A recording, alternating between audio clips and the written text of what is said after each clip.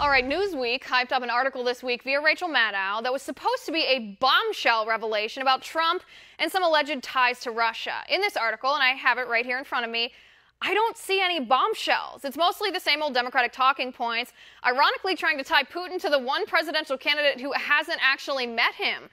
The article says NATO allies were worried when Trump belittled the intelligence briefing about Russia's cyber efforts to influence the election, and that Moscow misjudged the primary when they assumed Trump wouldn't last.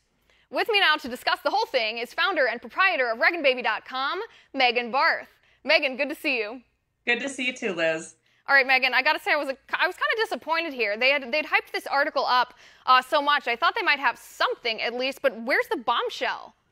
Yeah, I was trying to find it as well, and I heard your intro, and I talked to the producer, and I said, is there a bombshell I missed? He said, no, it's the Newsweek article that we had sent over to you, for you to get briefed upon it. And there really is no new bombshell. And this is how this whole vast communist conspiracy has developed. When Hillary Clinton at the debate, in order to avoid what it was in WikiLeaks, what the Democrats have tried to do is create the boogeyman instead so they could point and distract elsewhere. 17 intelligence agencies, as Hillary Clinton claimed, did not verify with evidence that Russia is behind these leaks. As a matter of fact, 2 agencies from the Office of Director of National Intelligence as well as the DHS put out an unclassified letter in early October that basically said they suspected that Russia was behind it because it kind of looks like what Russia might do. Well, that's not evidentiary. That's simply speculation.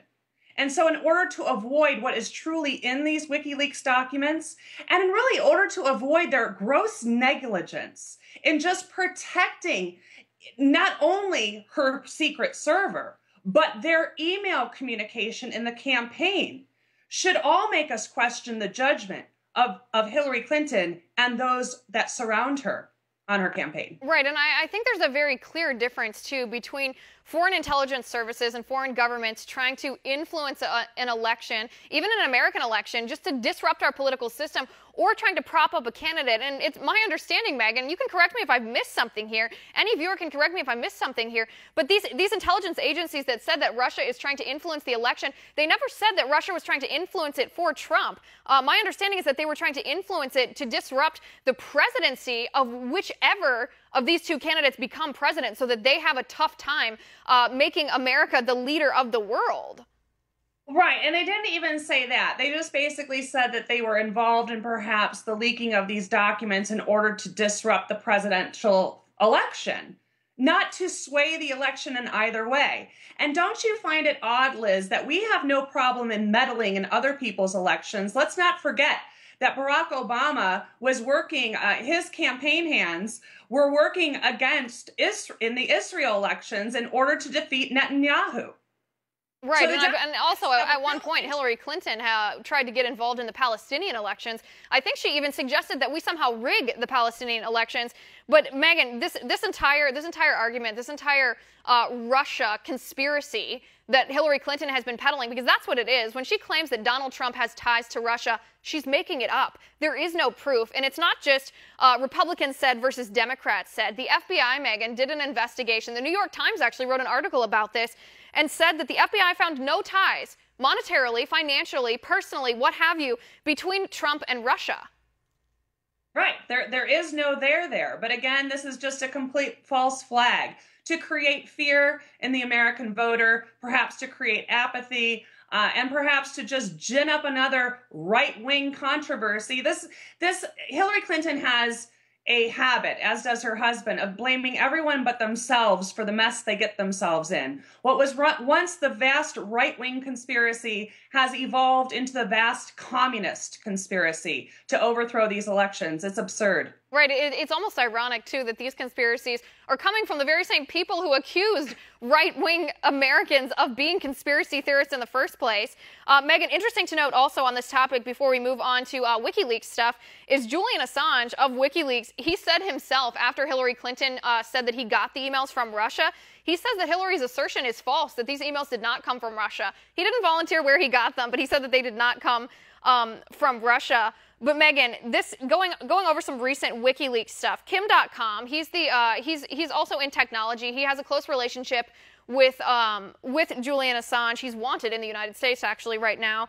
But he says that WikiLeaks is going to release the 33,000 deleted emails that belonged to Hillary Clinton, that he knows where they are and that he even knows how to access them legally. The last part I have to say I doubt, given his history, but I do wonder if WikiLeaks has access to them. Well, look, someone has them. That's the bottom line.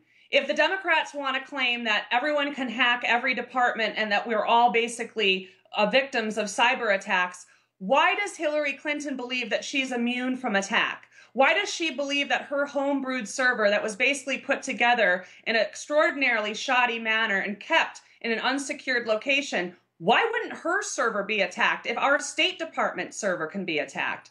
It doesn't make sense. The problems exist because Hillary Clinton chose to lie. She chose to create her own private server in order to hide her quid pro quo arrangements that she had made with the Clinton Foundation, the State Department, and foreign agencies. The FBI believes that her server was hacked no less than 5 times by foreign agents.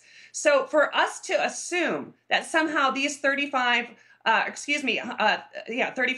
believe it is, emails somehow disappeared is foolish because someone has them. And so we're all just kind of waiting for that shoe to drop. But plenty has dropped. And Megan, let me interrupt you for just 1 second. That's something we're not going to know. That's the scary part. These 5 foreign intelligence services, at least 5, I should say, to quote the FBI source here that told Bret Baier, we don't know who they are. And if they're a smart intelligence source or service for their country, they're not going to tell us. We don't know what information they have, and we don't know how they're going to use it against us. All we know is that this proves unequivocally that Hillary Clinton did put the national security of our country at risk. No matter how many times she denies it, we now have proof that she did. Yeah, and there's no cause, there is no word intent that exists in the Espionage Act. That was created by Comey in order to try to find fault because the DOJ had raised the bar so high. They basically forced his agency to find intent, when in fact just the mishandling of confidential information, top secret information, is in fact a violation of the Espionage Act. The FBI, I believe there are some good angels still within that agency that hasn't been politicized, as well as other agencies that perhaps leaked this information because the security, the national security of this country has been compromised. And they did so, I believe, in a heroic manner in order to protect us from these foreign agents. Why aren't we talking blackmail, Liz?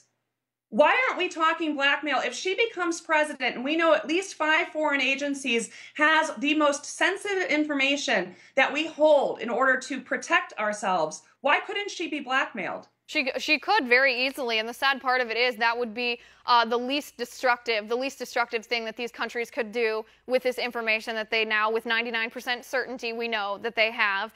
Megan, I wish we could continue this conversation further, but we're out of time. Thanks so much for being here. All right, guys, you know the drill. Talk to me. Tweet Liz_Wheeler. You know I read all your tweets, and we'll meet you back here in just a minute.